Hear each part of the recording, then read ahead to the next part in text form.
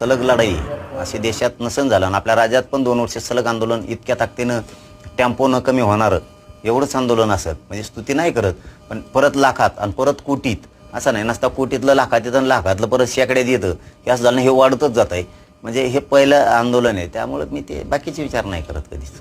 मुंबईत तुम्ही कुठे हे करणार आहात तिथं? आझाद मैदान सगळ्या मैदानं मागितलेत आम्ही, आहेत मुंबईतले तेवढे पण मागितलेत, पण मुख्य आंदोलनाचं ठिकाण हे आझाद मैदानाच राहणार आहे.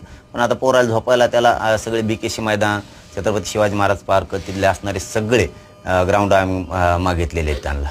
तुमच्या आंदोलनानंतर किंवा आंदोलनामुळं तळागाळातला मराठा समाज पूर्णपणे जागृत झाला, पण मराठा समाज आणि मराठा समाजातले नेते जागृत झाले का? किंवा मराठा समाजातले जे मागास असणारे, आता आमच्या सुद्धा परिचयाचे जे अनेक मराठा समाजातले मुलं मुली आहेत की ज्यांना शिक्षणासाठी पैसे नसल्यामुळे ते शिक्षण